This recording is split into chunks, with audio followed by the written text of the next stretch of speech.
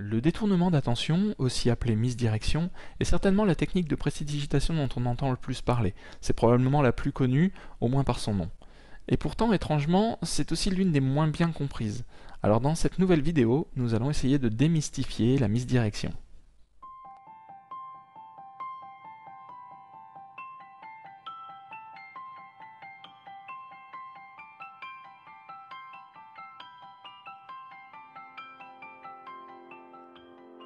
Avant d'entrer dans les explications, je vais vous présenter un petit effet qui se réalise avec deux pièces.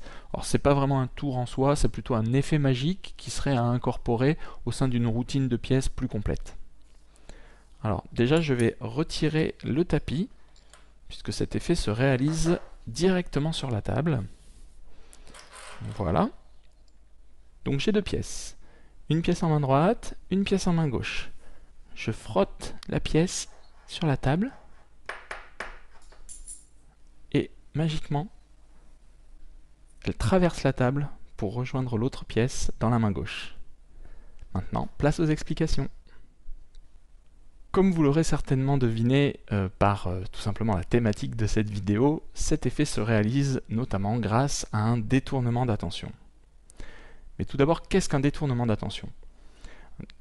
Quand le magicien va effectuer un détournement d'attention, il va attirer l'attention des spectateurs vers un endroit donné ou un objet qui en fin de compte est anodin, c'est-à-dire qu'il ne va rien se passer, mais le fait de porter l'attention des spectateurs à cet endroit va lui permettre de réaliser une technique, une manipulation à un autre endroit, là où les spectateurs ne regardent pas, et donc secrètement, sans que cela soit visible.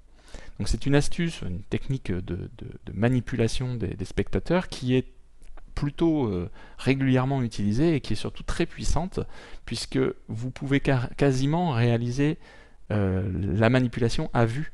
C'est-à-dire que les spectateurs, si vous faites bien le détournement d'attention, la misdirection, les spectateurs vont être tellement focalisés sur l'endroit que vous indiquez qu'ils ne vont vraiment pas voir du tout ce qui se passe ailleurs, et donc vous pourrez quasiment, encore une fois, faire cette manipulation à vue, c'est-à-dire non masqué, et personne ne le verra. Alors comment va se dérouler cette misdirection pour l'exemple, l'effet là qu'on a montré avec les deux pièces? Je vais vous montrer ça tout de suite. Donc je prends les pièces dans les mains, une pièce dans chaque main. Au moment où je vais montrer d'abord la pièce de la main droite, la main gauche va venir au bord de la table, mais ne va rien faire de particulier. Donc le public voit la pièce de la main droite au plus près. Ensuite, je montre de la même manière la main gauche, et la main droite, de la même manière, va venir au bord de la table. Ça crée un début de conditionnement. Et l'attention du public à ce moment-là est portée sur la pièce de la main gauche. Il n'y a aucune raison que le public regarde la main droite, sauf les yeux aguerris. Mais en tout cas, la majorité du temps, les spectateurs vont regarder votre main gauche puisque vous tendez la pièce. Donc c'est un geste d'attention, donc leur attention va être portée par ce geste sur la pièce de la main gauche. Et pendant ce temps, la main droite qui est au bord de la table va lâcher la pièce pour la poser sur les genoux, pour la déposer sur les genoux, mais bien sûr secrètement. Donc la main droite va garder cette attitude comme si elle tenait toujours la pièce, alors qu'en réalité, elle vient de la lâcher sur les genoux. D'accord? Donc je refais le mouvement, je monte la pièce de la main droite, la main gauche vient au bord de la table, elle ne fait rien. Ensuite je monte la pièce de la main gauche, la main droite vient au bord de la table et elle lâche la pièce pour s'en débarrasser, secrètement. Alors comment effectuer un détournement d'attention? Alors ça peut être en montrant du doigt quelque chose, ça peut être en regardant quelque chose, les spectateurs vont avoir tendance à suivre votre regard, donc ça va fonctionner. Ça peut être aussi de manière indirecte, par exemple quand un spectateur a choisi une carte et qu'il montre la carte à tout le monde. Tous les autres spectateurs vont vouloir regarder la carte pour pouvoir suivre la suite du tour, et pendant ce temps, pendant qu'ils regardent la carte, eh bien vous pouvez tout à fait, enfin vous le magicien, vous pouvez tout à fait effectuer des manipulations, des techniques de manipulation. Personne ne les verra puisque personne ne vous regardera à ce moment-là.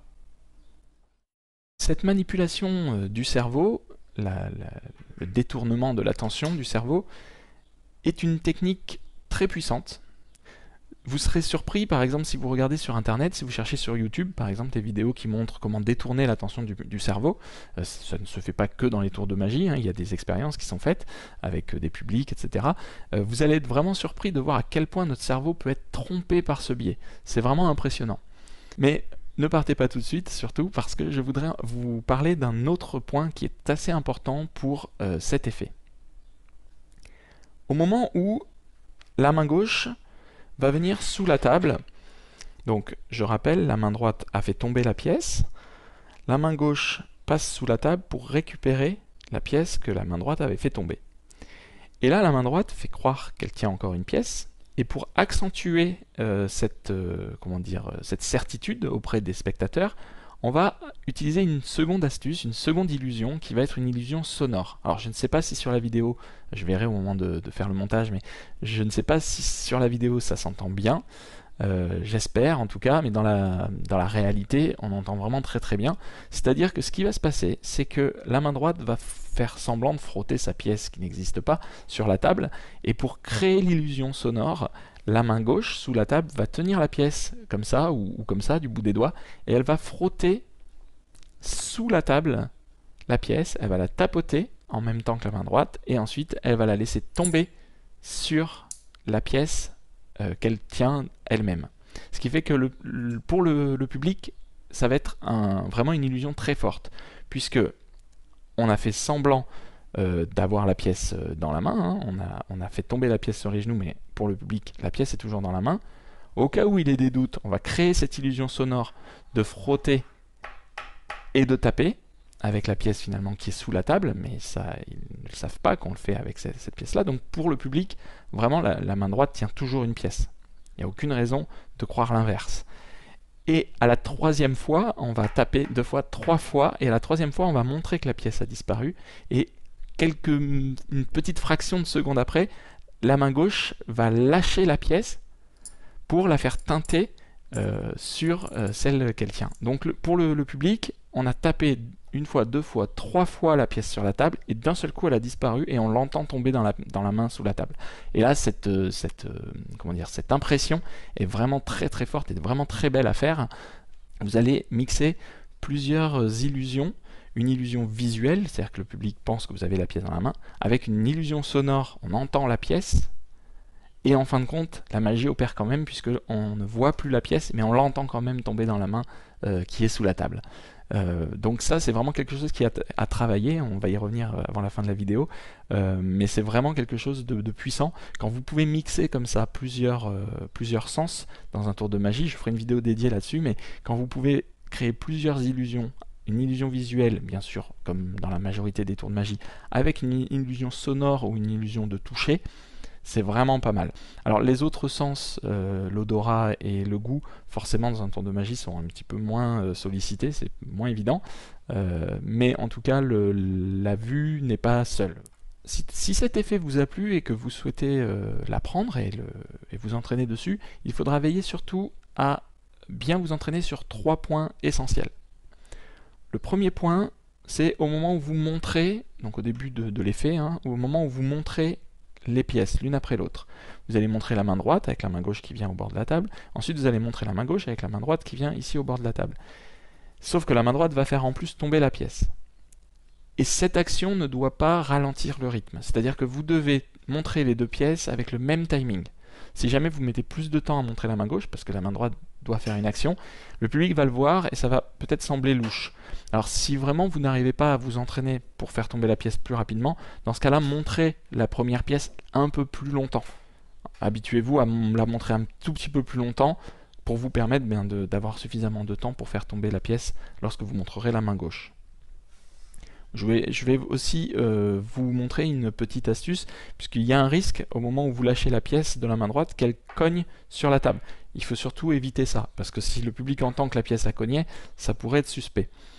Pour éviter ça, je vais vous montrer quelque chose que je fais moi, c'est que au moment où on montre la pièce est ici, quand la main va venir au bord de la table, le pouce va retenir la pièce comme ça. Mais il la tient vraiment de manière très très lâche, c'est-à-dire que la pièce est vraiment au bord de tomber. Ce qui fait qu'ensuite, une fois que vous arrivez donc sous couvert des doigts au bord de la table, ce qui va se passer, c'est que vous allez simplement à peine bouger les doigts, juste les espacer très légèrement, donc le public ne verra même pas le mouvement, et ça va aider à faire tomber la pièce, et surtout ça va vous permettre de prendre un peu de recul par rapport à la table pour que la pièce tombe bien un peu plus loin, on va dire, du bord de la table et pas sur la table. Si jamais vous n'y arrivez pas, c'est pas très grave, vous pouvez tout à fait amener votre main légèrement plus loin, plus derrière la table, on va dire, derrière le rebord de la table, mais dans ce cas-là, donc vous la faites tomber plus naturellement, plus simplement, mais par contre dans ce cas-là, veillez aussi à faire exactement le même geste la première fois quand vous montrez la pièce dans la main droite et que c'est la main gauche qui vient se mettre au bord de la table. Pensez dans ce cas-là effectivement à l'amener légèrement en retrait par rapport à la table de la même manière que vous allez le faire pour la main droite. Donc ça c'est le premier point, entraînez-vous à faire 2 mouvements vraiment identiques avec une durée identique. Deuxième point, au moment où la main gauche, donc la main droite a fait tomber sa pièce sur les genoux, donc pensez déjà à serrer les genoux pour éviter que la pièce tombe par terre, ce serait vraiment dommage, là ça gâcherait le tour. Au moment où donc la main droite a fait tomber sa pièce et revient comme ça, la main gauche va passer sous la table. Elle va devoir récupérer la pièce. Pour le spectateur, vous avez simplement amené votre main sous la table. Donc il n'y a pas de raison de faire un arrêt. Mais vous allez pourtant devoir vous arrêter un petit peu parce qu'il faut récupérer la pièce. Elle ne sera jamais au même endroit. Donc vous risquez de tâtonner un petit peu pour la retrouver. Donc vous risquez de prendre peut-être 1 seconde ou 2 secondes pour récupérer la pièce. Il ne faut absolument pas que les spectateurs le voient. C'est pas facile du tout, hein. C'est vraiment pas facile du tout à faire. Déjà, il faut éviter que les pièces s'entrechoquent. Et ensuite, donc, pour éviter qu'il y ait un mouvement qui saccade, ce que vous pouvez faire, c'est que vous allez amener votre avant-bras sous la table, complètement sous la table, pour que votre coude soit vraiment un peu en dessous de la table. Et du coup, vous allez pouvoir jouer avec votre coude, c'est-à-dire que vous allez pouvoir faire un mouvement continu avec votre coude, alors que votre avant-bras, lui, reste en retrait le temps de récupérer la pièce. Et ensuite, sous la table, vous aurez tout le loisir de le redéployer pour venir frotter la pièce sous la table. Donc ça va vous permettre, en faisant ça, de créer une sorte d'illusion de mouvement continu, alors qu'en réalité, vous prenez un petit peu de temps pour récupérer la pièce. Pour le public, ça ne se verra pas. Alors faites attention, surtout aux angles. S'il y a des gens qui sont sur les côtés, ils risquent de voir que vous faites un mouvement un petit peu bizarre avec votre coude, donc essayez d'éviter de faire ça avec des gens autour de vous. Le troisième point qui est aussi essentiel, c'est au moment où vous allez faire semblant de frotter la pièce sur la table, alors qu'en réalité vous frottez l'autre pièce sous la table pour créer l'illusion de son, l'illusion sonore. Il faut absolument que les 2 mouvements, les 2 mains, soient synchronisés. C'est-à-dire qu'il ne s'agit pas de taper avec la main droite et de faire le bruit ensuite avec la main gauche, ou de frotter en décalé, ou voilà, ça risque de s'entendre, et donc là le public va bien se douter que vous n'êtes pas en train de taper la pièce et que vous êtes en train de taper dessous. Surtout qu'ils savent que vous avez au moins une pièce dessous. Donc, entraînez-vous bien, surtout, à faire ces 2 mouvements. Ça peut sembler bête, parce que logiquement, les 2 mains, on peut les synchroniser, sauf que ici, c'est facile de le faire, puisque mes 2 coudes sont à peu près à la même hauteur, donc les 2 mains sont assez synchronisées. Quand vous allez devoir le faire sous la table, vous allez avoir un coude qui va être levé, l'autre qui va être baissé. Et vous verrez que la synchronisation des 2 mains est beaucoup plus compliquée à gérer que quand elles sont toutes les 2 à la même hauteur. Donc entraînez-vous aussi donc, sur ce 3e point. J'espère que cette vidéo vous aura plu et vous aura permis d'en savoir plus sur le détournement d'attention. Si c'est le cas, eh bien, n'hésitez pas à mettre un pouce en l'air. Si ce genre de contenu vous intéresse, pensez à aller regarder les autres vidéos de la chaîne, il y aura certainement d'autres vidéos qui vont vous plaire aussi. N'hésitez pas à vous abonner, à partager les vidéos.